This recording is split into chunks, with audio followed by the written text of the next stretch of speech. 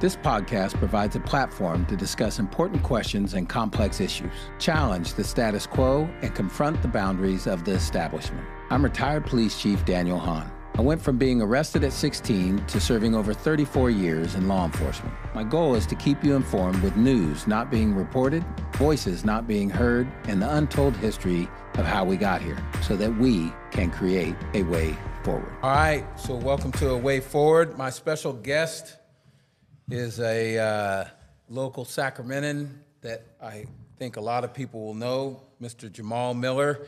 I just want to, I'm not going to go over all your accomplishments because that would take up the whole show. Sure. So I just want to cover some so people know who is talking today. So Jahmal is the Chief Administrative Officer that strategically leads Dignity Health Mercy Medical Group's organizational development, health systems relationships, talent management, and business operations. He used to be with Common Spirit Health as Assistant Vice President of Diversity, Equity, and Inclusion, and also was the previous Director of Corporate Reputation and Thought Leadership for Blue Shield, California. I'm not done.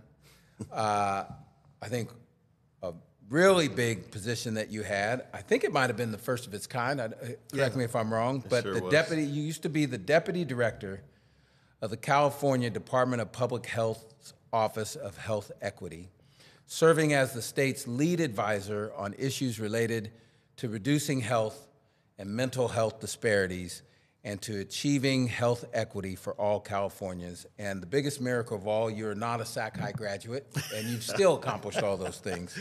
But I'm not done. You also serve as a member of the California Endowment's Board of Directors and has received appointments. You have received appointments from the American Psychological Association's Presidential Health Equity Task Force. And just about some of the biggest colleges in the university this young brother has been to, has a bachelor's degree from Columbia and a master's degree from USC, and has an honorary doctorate in human letters from Western University of Health Sciences. And last but not least, he's also now an author of a book called Equity, Equality, and Justice for All that was recently published. And we will talk more about that in a minute, about your book and being a new author.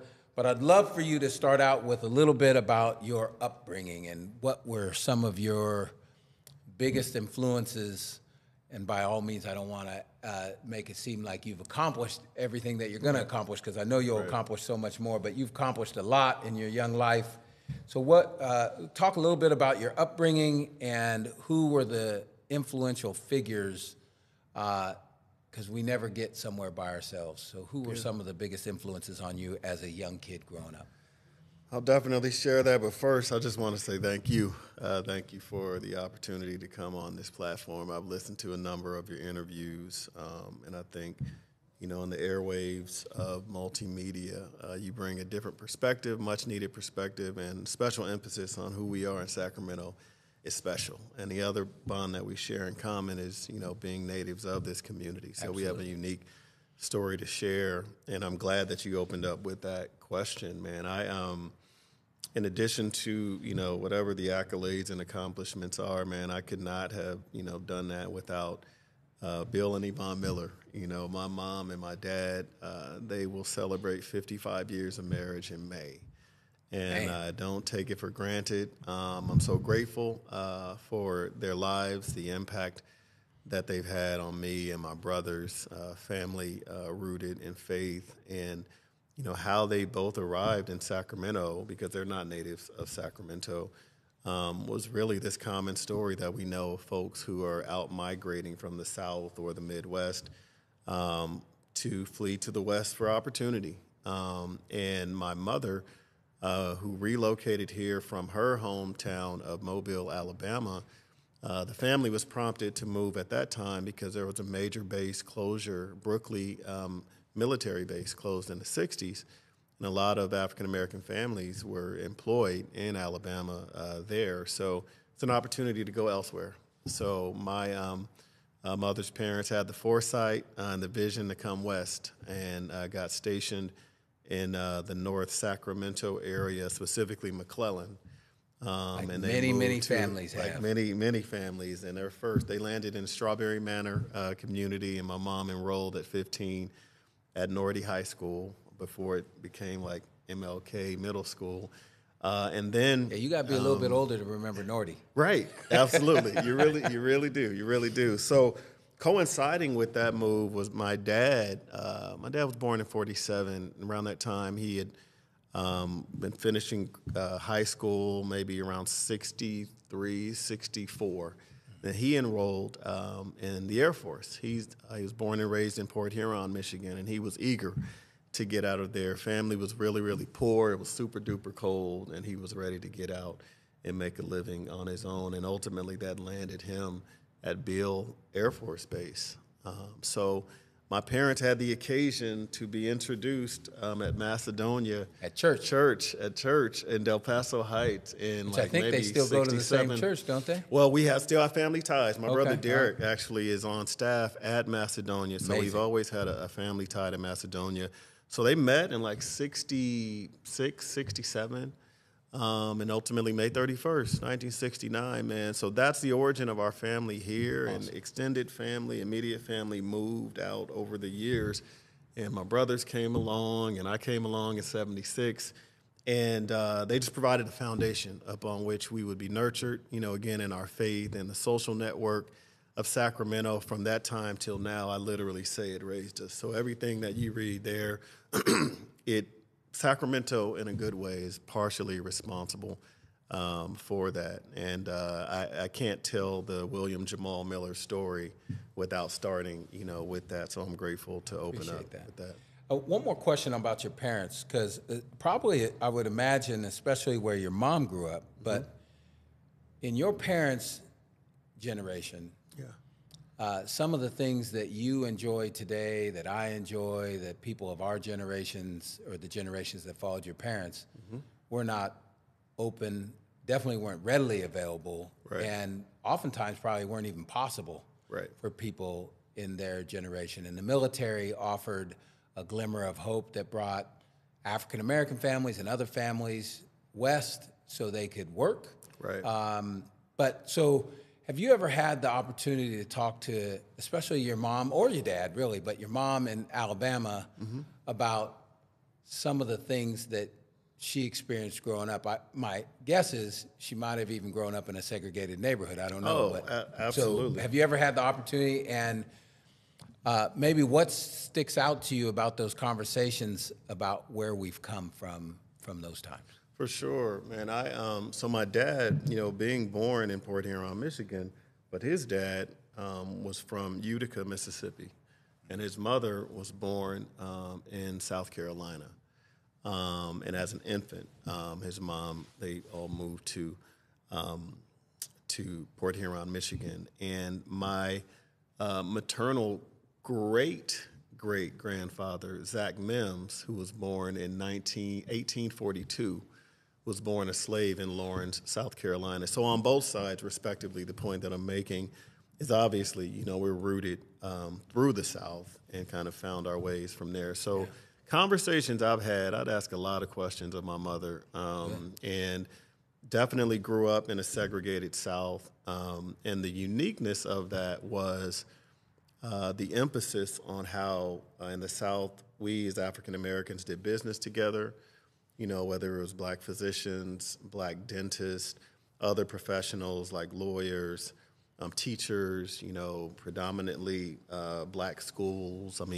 Exclusively black schools. So out of that was definitely the byproduct of segregation, but there was a component of that from a pride and heritage and culture standpoint that there was some unity that was cultivated in our community, and an appreciation and a pride that carried over to when my mother specifically and their family moved here in the 60s. And how did that manifest itself in my life? One of my influences growing up that ultimately inspired my healthcare career was Dr. Vernon Walton, who was one of the first black pediatricians in Sacramento, who also happened to be from Alabama. The mindset when my brothers and I were growing up was this natural, healthy default to how can we as community support each other, not to the detriment of any other community. But it wasn't an accident that when my mother needed to find a pediatrician for us, that we went to Dr. Vernon Walton, or the church, that we ultimately landed in. Growing up, in Macedonia earlier, but pretty much growing up myself at New Testament Baptist Church and other community networks that were cultivated. A lot of that stemmed from growing up in a segregated South. But on the flip side, absolutely, explicitly dealing with personally mediated racism, in that, we still deal with the vestiges of institutionalized racism, but just the explicit nature by which people would treat you harshly and speak to you harshly, and certain rules about where you could go and curfews, and if a white person is approaching you, how you have to, step off the curb, and so many different Jim Crow-oriented rules and laws that not only my mother, but my grandparents would often, share with me, because it was a bit more intense for that preceding generation as well. So we've had extensive conversations, man, about the blessings of moving to a space like California that's more progressive, but also having enough wisdom to be able to still look through that lens of how racism can still show up in a progressive place like this, but a little bit differently. So being well informed about what Southern, states Jim Crow looked like, how it showed up here in the 60s, 70s, 80s, when my parents would do little things like, hey, we want to see if we can go rent this apartment, for our family, and they call on the phone and it's available, and then when they show up, beautiful black family, suddenly it's no longer vacant, right here in Sacramento. So some commonalities, some differences. And this isn't in the 1700s. This is in your lifetime. Yes, this is in my lifetime, man. So I'm a listener, man, and so much of what my parents have shared with me about our family's experiences through the South, coming out of an enslaved people, but being able to persist, persevere, and to use that as motivation to seize the opportunities that we now have that my parents didn't have, that their parents did not have, and it's our responsibility to steward those well. So I want to paint a picture of what I think is what you spent a lot of your professional life's work on. Mm-hmm. So talk a little bit about, in 2024, our current times, what are some of these disparities between groups in regards to health? Like what are we seeing today that is disparate amongst certain groups? For sure. One of the more common disparities, and by definition, disparities are simply differences. Mm-hmm. The more accurate word, to the extent that those differences are unjust, unfair, and systemic, we're talking specifically about inequities. So when you think about the life expectancy for white people in the county of Sacramento being, as high as, 79 or 80 years on average life expectancy, and then you look at African Americans where it's as low as 71 or 72 years, and based on where you live in this region, it could vary. The gap could be even larger. Those differences and those disparities are directly connected to not having access to the resources, to the amenities, to health care, to educational attainment, to income or wealth security that many of those who benefit from a better life expectancy have access to.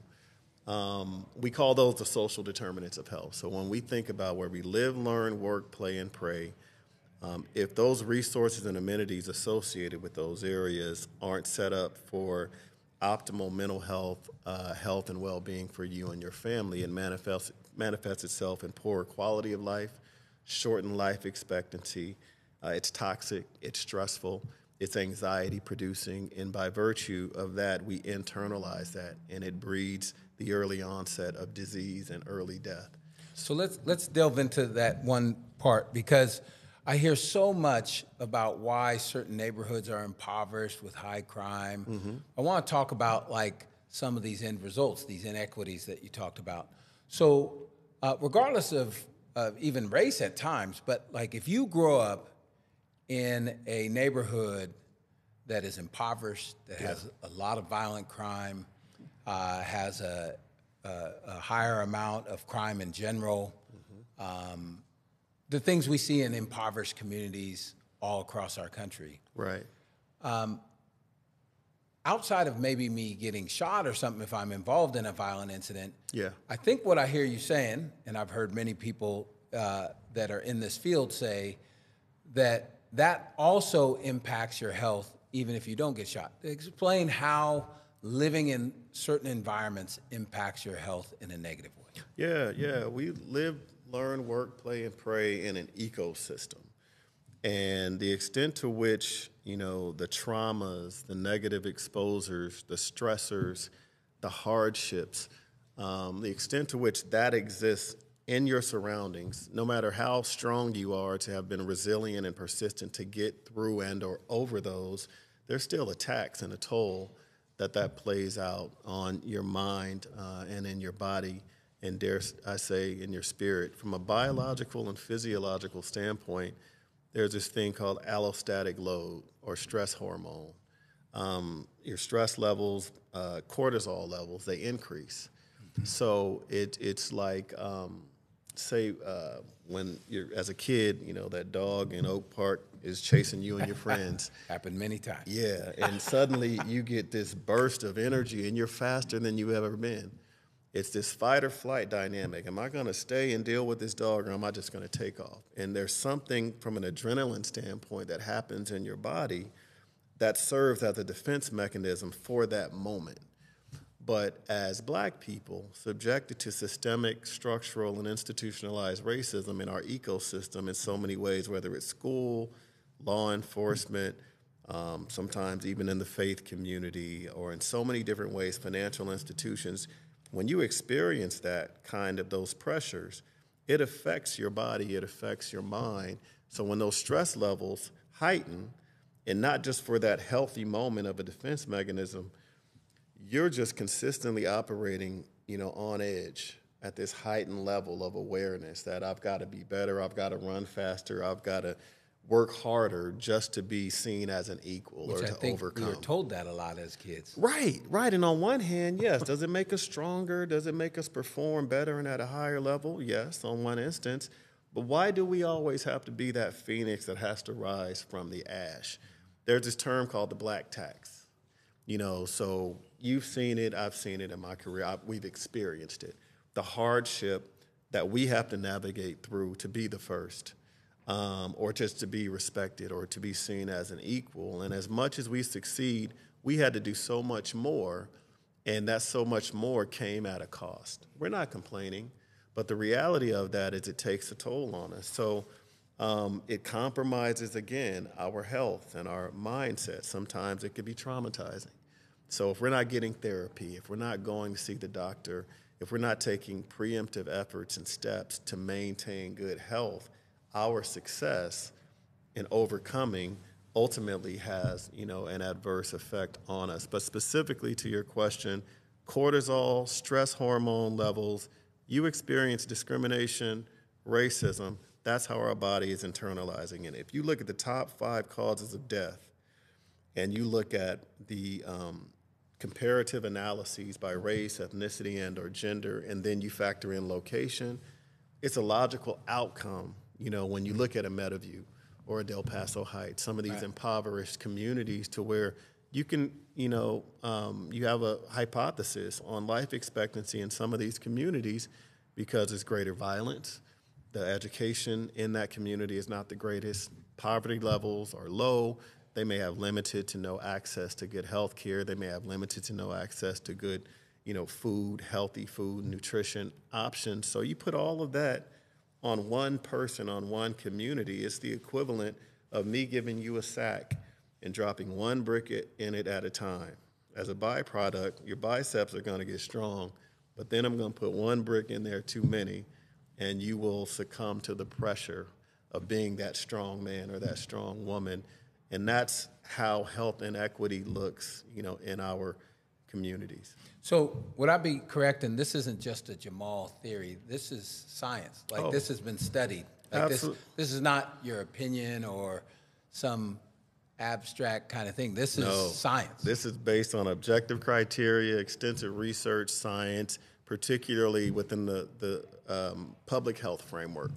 When you look, again, at mortality rates, morbidity rates, you look at behaviors that contribute to that, and you look at, life's conditions, social conditions, the broader conditions within which we live, learn, work, play, and pray. It's objectively proven, scientifically sound evidence that what I'm talking about is not subjective at all. So I hear a lot more over the last couple of years of people say things along these lines. I'm not quoting, but just in general, I'm tired of hearing about equity. Mm-hmm. I'm tired. I hear this a lot. I'm tired of hearing about race. Right. Like you talking about stuff that happened 100 years ago. Yeah. It's good now. Right. We don't have redlining anymore. Yeah. We're not a racist country, society. Right. All these things we've heard, whether they're in political debates or conversations on the street or for sure social media. Yeah. What do you say to that, to people that go, I'm tired of hearing about this race. Like, certain groups get everything now.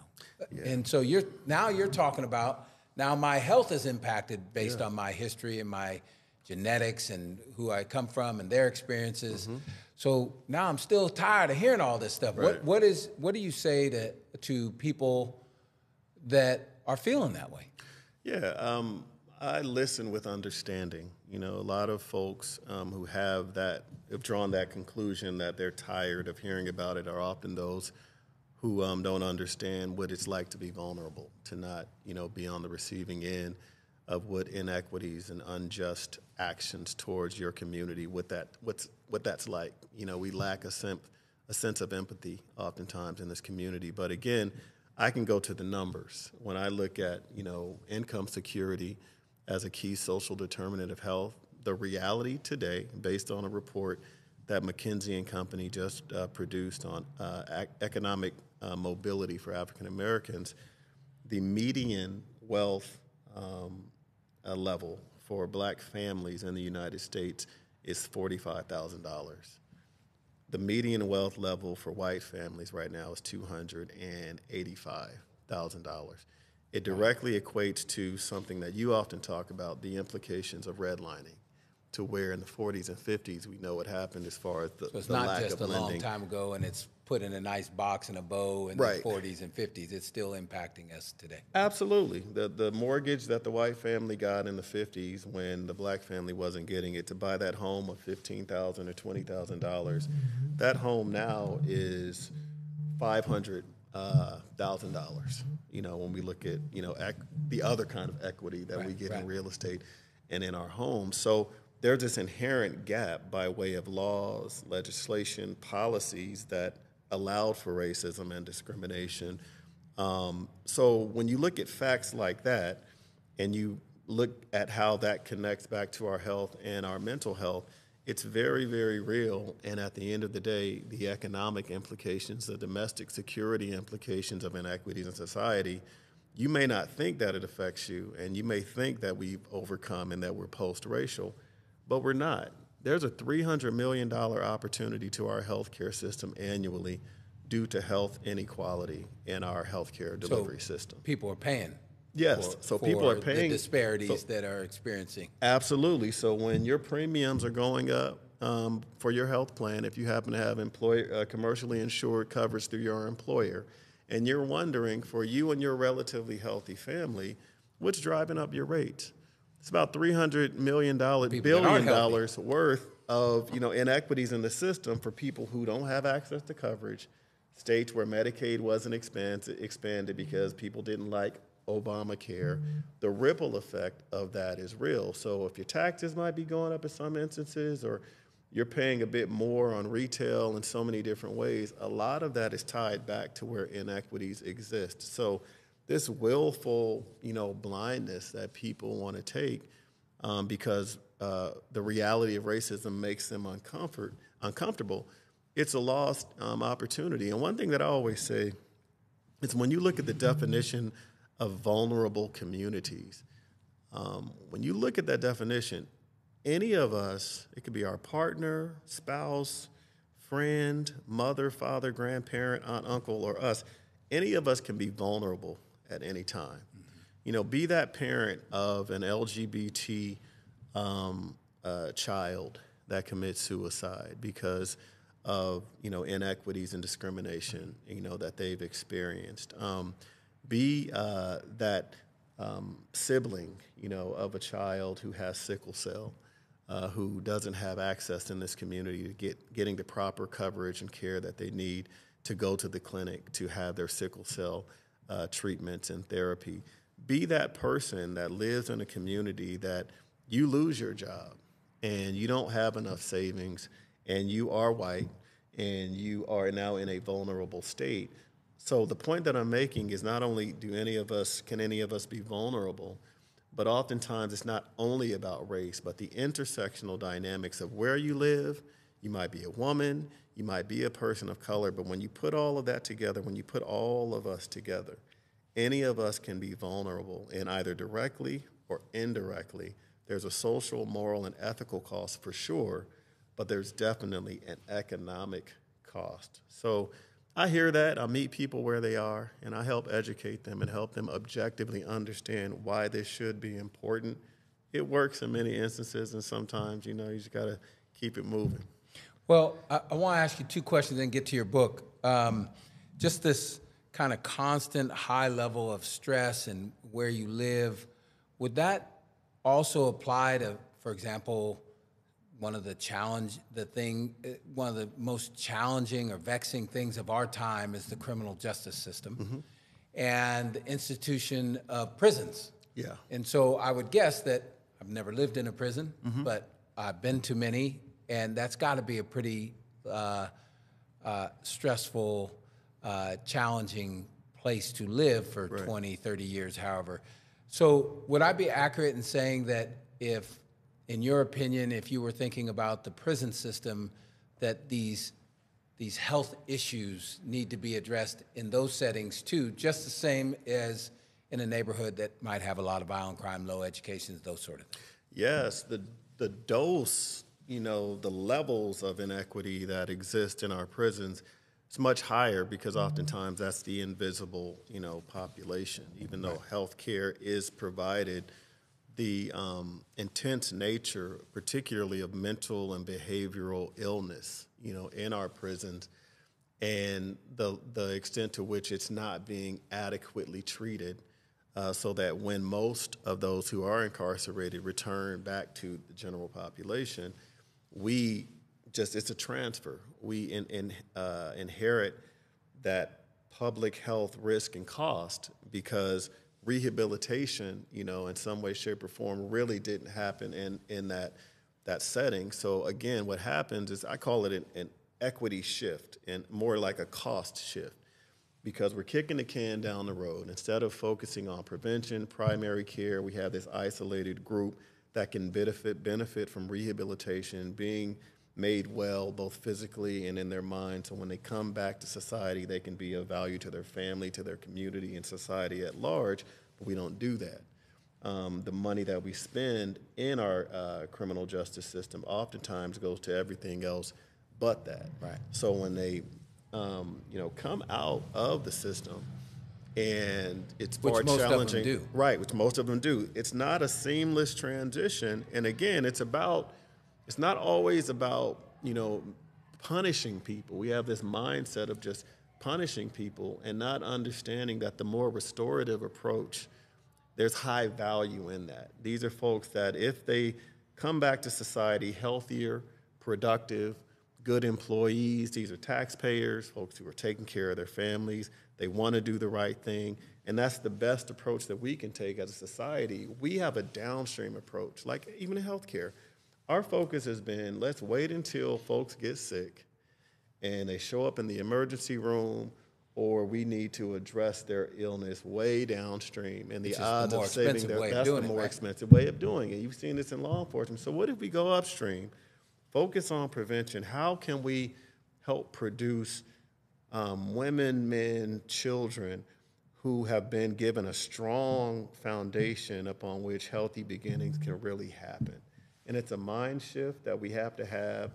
And because we don't have that, we often see in law enforcement, we often see in our healthcare system, in our schools, by the time we try to intervene, it's worth the intervention, but it's too late oftentimes, and it's costly. So it's a mind shift that we have to have that shows itself all too well, particularly in our criminal justice system.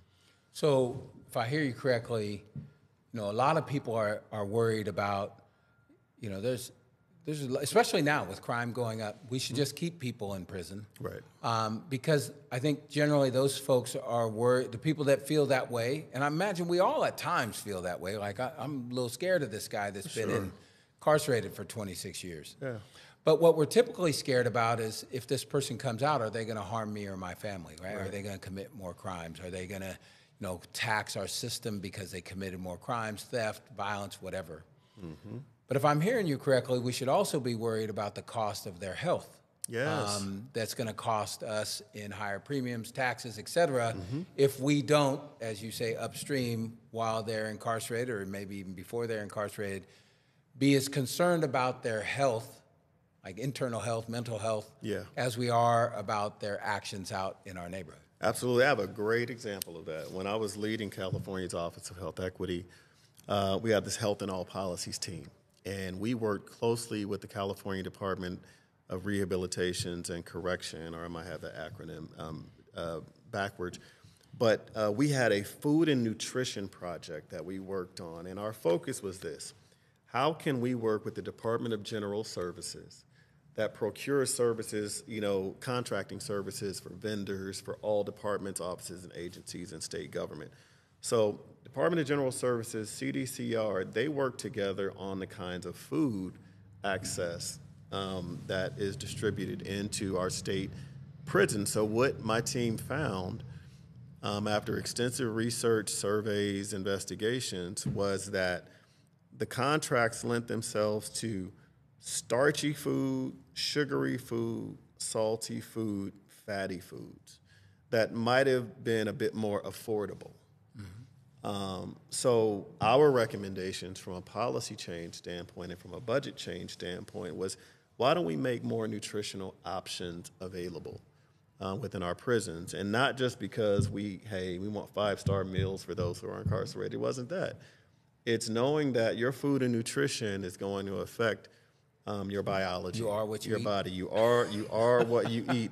So feeding, those who are already compromised in most instances in their physical and mental health, that kind of diet is not good. It's not going to make them healthier. It's going to exacerbate illness and create costs not only within CDCR and the healthcare access system that they have, Department of Hospitals, so on and so forth, but when they come back to society, and health systems like ours and Kaiser, UC Davis, Sutter, when we, for the right reasons, provide care to these same communities, it's a transfer. And it's a direct result of, like, if you are what you eat, if you're eating fat, starch, sugar, salt is a staple in your diet every day, cardiovascular disease, diabetes, it's going to worsen oftentimes some mental and behavioral health issues that you have. So the public cost is very real for people, for human beings who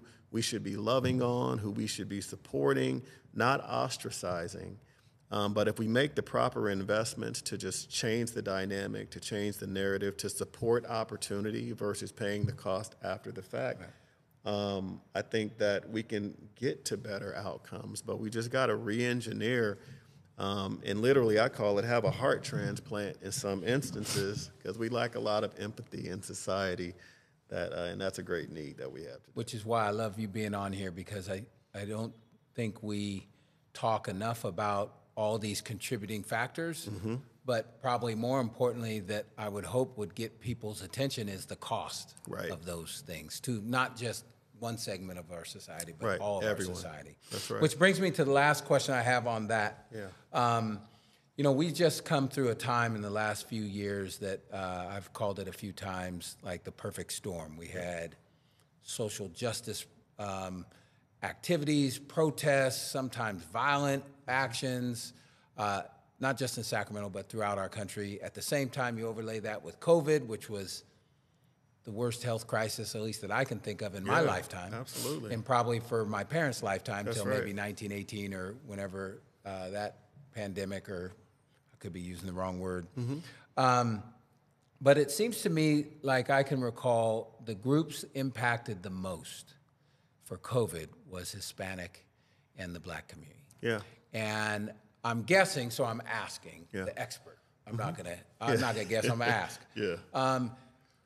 Is the large, or maybe even the largest contributing factor of why we saw these groups as the most impacted, I think the most that died or the most that got the most sick, Right.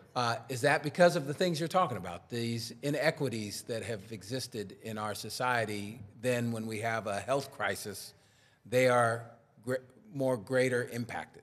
Yeah, it heightens the probability for already marginalized communities. It's those underlying conditions, so it was not hard to predict when the coronavirus pandemic started in the latter part of 2019 and accelerated into 2020, that it was going to be the communities that we've had so much data on, and being a part of these communities ourselves, it wasn't a shocker to the extent that, there was exponential impact of death and sickness in brown and Black communities. That was surprising, but at least we knew going in that these same communities is going to be different. Meadowview, Oak Park, Del Paso Heights, across the country, places in New York City, just certain pockets, the red states in the South, hard hit because there was a long-standing history well before coronavirus that has destabilized the same communities, not just for decades, but for centuries. There was some good, that came out of that, and that a lot of distractions had to go away to keep us at home, to keep us focused on our devices or on TV, what was going on politically, what was going on with the health of the country, to where we had to see it. And then when you have the milestone sentinel moment of George Floyd's death, and everyone experiencing that, it was that culminating factor of, not only has our health been compromised for many years as a Black and brown community, when you couple that with the relationship that we've had with law enforcement for many years, it creates a situation where, the inequities that Black and brown communities that exist, it makes sense. So it was exacerbated when the disease hit. And it shined a light where, unfortunately, it hadn't really been shined. And my biggest concern was that when we reopened and kind of got back to the new norm, that we would start to get acute amnesia. When you're reminded, yeah, right. It's like when our attention was focused on that. It's like, okay, the question is, okay, what are we gonna do collectively? Some have opted to double down on this notion of, DEI and health equity initiatives and all these other efforts. They're not worth it. We're not going to do it. But there have been a lot of companies, communities, people, organizations who have doubled and tripled down, who are committed to not letting something like that happen again, but also sustainably getting at the root causes of, many of these inequities that we see in society, and income and education and food insecurity and healthcare access and mental health and criminal justice and law enforcement. So, it was a perfect storm. We learned a lot. Our healthcare system, as many others, are responding accordingly. But I think we have to leverage technology, other socially innovative efforts to really get to scale sooner than later, because the disparities are continuing to proliferate at such a rapid rate that the mundane, the simple, the status quo is not going to fix this. So we got to get really innovative about this. That brings me to a question. I would call it frustration at times, whether it's law enforcement or just history in general, where I can see something coming, like the train's coming down the track. Yeah.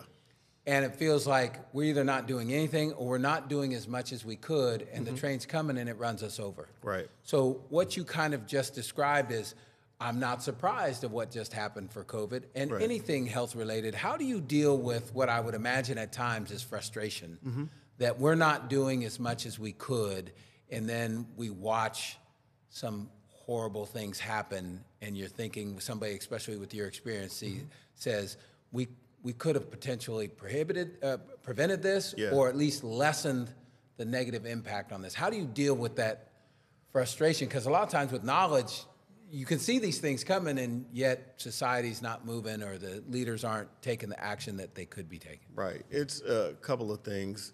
Having the courage to speak the truth and to share objectively, like the facts and the data. That's one. Oftentimes, that's not enough to even move some people. Unfortunately, even in this 2024 era that we're in, but we're going to keep on doing it.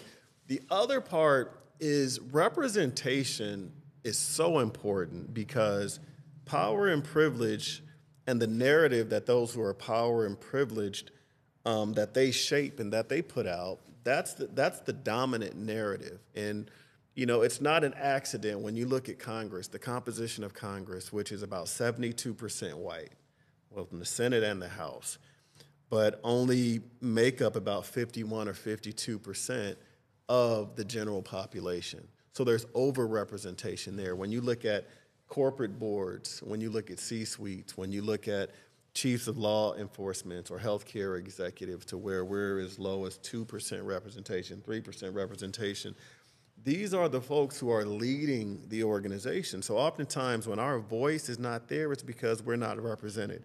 We're not being included. We're not bringing that lived experience and that business acumen or that policy expertise to bear to help change the laws, to help change the policies, the systems, to change the strategies of these multi-billion-dollar, multi-trillion-dollar entities that curate the ecosystem within which we live, learn, work, play, and pray. So we have to give voice, we have to have courage, and representation is extremely important, because you sitting in a seat, me sitting in a seat of power and influence, it matters. We want to steward it well, but we want to share that power and that privilege and not concentrate it just with ourselves. So I think that can go a long way if we're really committed to being the democracy that we say we are in the United States of America. We're relatively young when we think about other countries, but I'm hopeful that to the extent that we're browning and tanning as a country, that starts to make itself real in leadership positions. We have more Gary Mays at the UC Davises. We have more Daniel Hahns, and we have more, Stephanie Waltons and Dr. Woods and other leaders in these positions. So it's not just us in isolations, but how do we proliferate and have stronger representation in positions of power and influence? Good. So, because you have nothing to do in your taxing job, and I happen to know you, so I know you also do a lot of other things outside of your primary role in the field of health. Because that wasn't enough for you, you decided you wanted to be an author. So what drove you to writing your book, your first book, Equity, Equality, and Justice for All? What was it's not like you have tons of free hours in the day to figure out how to fill it. So what made you want to write a book? Man, you and I have talked over the years, and I really appreciated how you read a lot and you study history. And, as I shared before, those who often have the power and the privilege, they shape the narrative. And for marginalized communities like ours that have dealt with so much from generation to generation, a lot of times, other than word of mouth, our stories aren't documented. So when I had the distinction of serving in Governor Jerry Brown's administration, I started to have exceptional experiences in that position of influence and power. And the topics I would talk about, like what we're talking about today, or the rooms that I would go into, I could only imagine that civil and human rights activists and my ancestors could have only dreamed about the opportunities in the rooms that we would have. So I felt compelled to start documenting topics and themes and experiences that I was having. So in 2017, that's when I got the itch. I would sit at my daughter's track meets. We would be at some of those same track meets. And to use my time wisely, I would bring my laptop And then I would just start documenting some of my thoughts and ideas, like what would I tell people about social determinants of health, or what would I tell people about the real cost of health inequity in our society? That's what you were doing at the track meet. Right, yeah, I would sit up there, documenting this. So it was a multi-year project and effort, but it culminated and finished, at the end of COVID.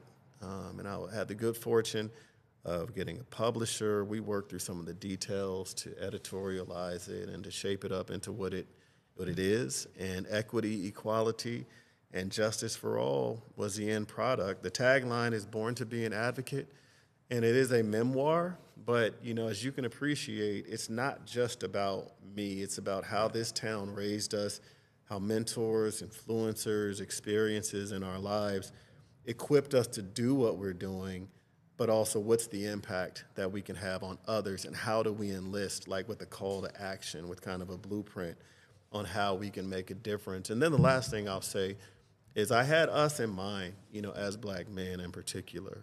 There's something in there for everyone, but we have a story to tell, and a lot of times we might take it for granted. So when we tell about our successes, our failures, the ups, downs, growing pains, a lot of times we think it was just us. But when someone reads your story, oftentimes that's our connecting point. And not only as Black men, then you start to connect with the white woman who read Jahmal's book and says, your book was so powerful. I liked when you talked about the importance of your faith. And now we're all having a conversation about why equity, equality, and justice for all is so important. So it's been a blessing to find time to have done that.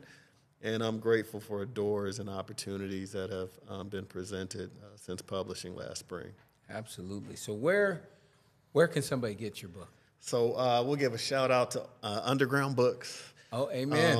Yes. Mother Rose. In the best neighborhood of Sacramento, I might add. Which happens to be Oak Park.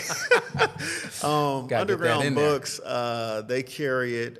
Any bookstore, independent or chain bookstore, Barnes & Noble, Amazon online, or you could go to jahmalmiller.com, Jahmal Miller.com to purchase it.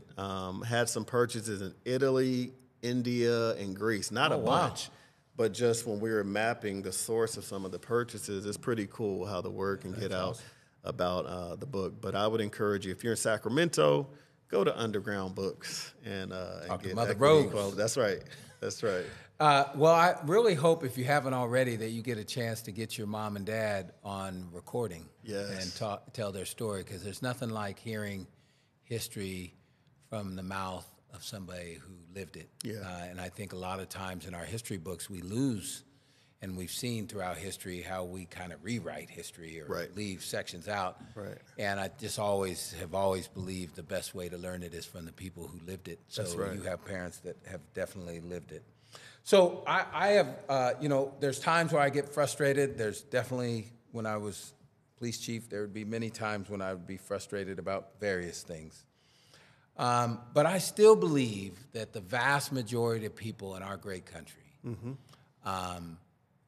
in their heart of hearts, they still want to help other people. Absolutely. And they want to make our country as great as it can be and help people that need help. But I also think a lot of those very same people are busy living lives, busy taking their kids to practice, going to work every day, just trying to raise their family and do those sort of things. And I would imagine at times think, I want to help, I just don't know how. I just don't know what there is that I could do. So in this world of health equity, the inequities that you talked about, what could somebody that's feeling that way do to, again, as what A Way Forward is for, how do we make tomorrow better for all people? What can that person living a busy life, what can they do to assist in this area? Right. There's this song we grew up on. My dad is like this big music guy, and as a byproduct, I'm a big music guy. But this song he would sing called Touch Somebody's Life with Your Goodness. And it's simple but powerful, to be intentional now to get to know a person that has a different background. There's so much division that has been fostered, especially on the heels of COVID. But see each other as, as human beings. Get to know them. Share your story. Touch somebody's life with your goodness and have the courage to challenge yourself, to come out of your comfort zone. I mean, that's what keeps me optimistic. The more we talk to each other, the more we find that we have far more in common than we don't.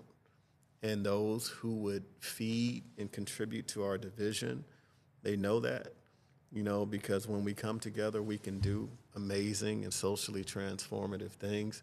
So I would keep it simple, man. Touch somebody's life with your goodness. See the humanity in people. And there's strength and vulnerability. None of us is perfect. Some of us we have successes, we have failures.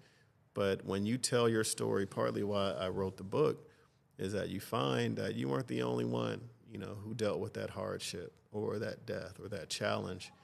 But you were resilient, you were persevering, you overcame that challenge. So the core of it, man, is we're human beings at the end of the day. So let's love on each other. Let's be hopeful, and touch somebody's life, with your goodness. That's awesome. My recommendation. Awesome. Well, I just want to say thank you for first of all, taking the time to be on A Way Forward and share your knowledge and experience so other people can be more educated, more understanding of the issues, and hopefully help make tomorrow better for everybody. But more importantly, I just want to say thank you for, as you just happen to be somebody that's in the same community that I am, as somebody from this community that gives of themselves to help other people. I can't say I'm surprised, being who you're from, your parents and your brothers, all are people that do things for other people. So thank you for what you do every day and all the different things that you do to help make our community and, quite frankly, our entire country and state better tomorrow for all people. I appreciate all that you do. One of the big purposes of A Way Forward is to hear different voices and different opinions, because that is how we can make informed decisions ourselves.